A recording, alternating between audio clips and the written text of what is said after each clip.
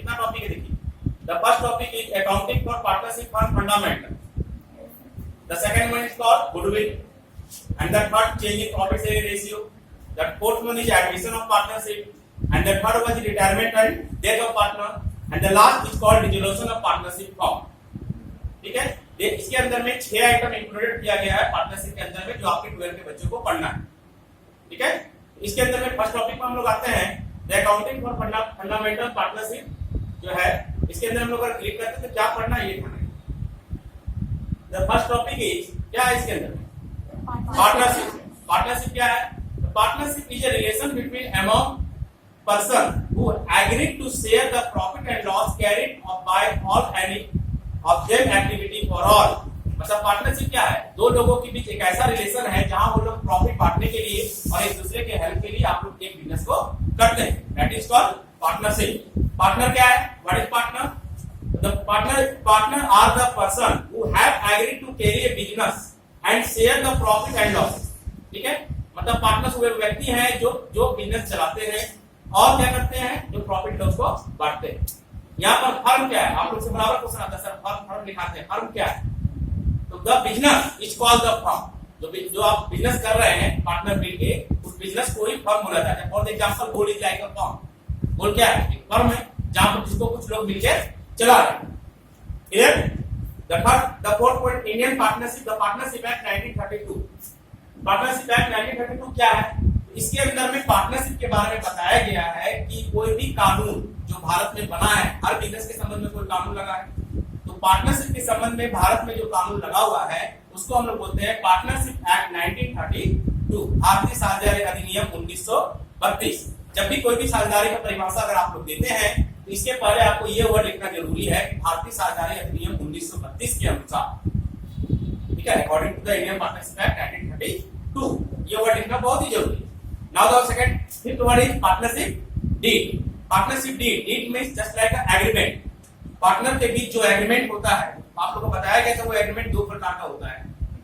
ठीक है, the first one is the written and second one the oral, लिखित या मौखिक। अगर ये पार्टनरशिप का जो डीड है वो अगर लिखित है, दैट इज कॉल्ड डीड। अगर मौखिक है तो उसको डीड नहीं बोला जाएगा। अगर ये रिटन फॉर्म में है, लिखित फॉर्म में है, तो इसको बोला जाएगा partnership deed. Clear? And next word is capital.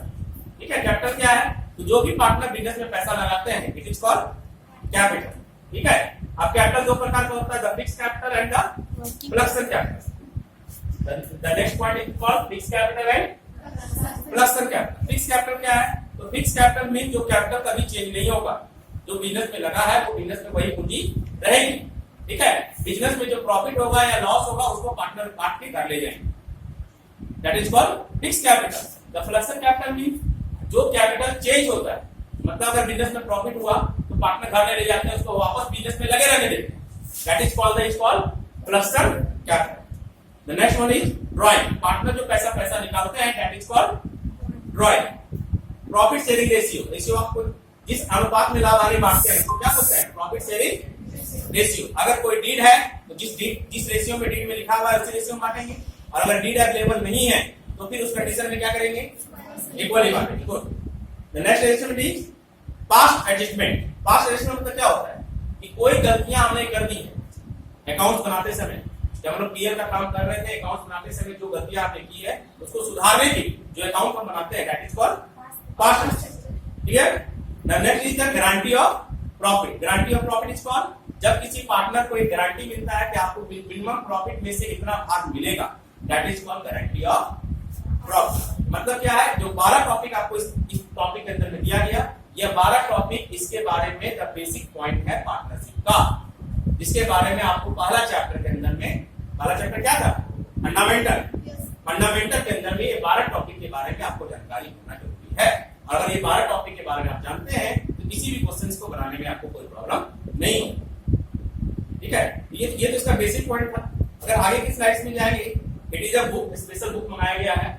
ठीक है, इस बुक के अंदर में सब कुछ दिया हुआ है कि पूरा डिटेल में meaning of the partnership act पर सेक्शन 4।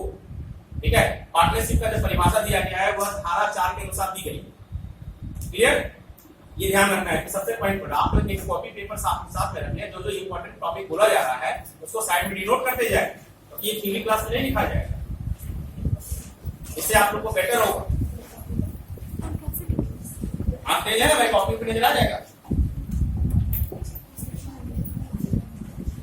इसको आप लोग डिनोट करते जाए।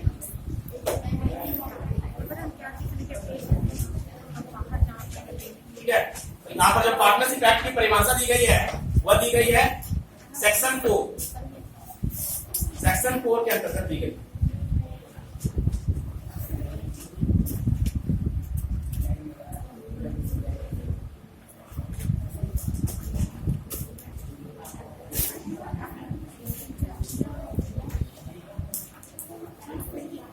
तो पहला चैप्टर में देखो, पहला चैप्टर का बेसिक कॉन्सेप्ट किसी को प्रॉब्लम है?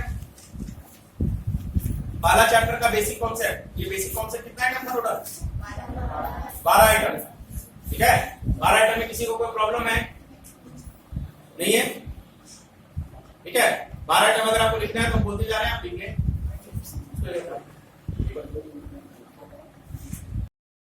अगर आपको ये सब वीडियो अच्छे लग रहे हो तो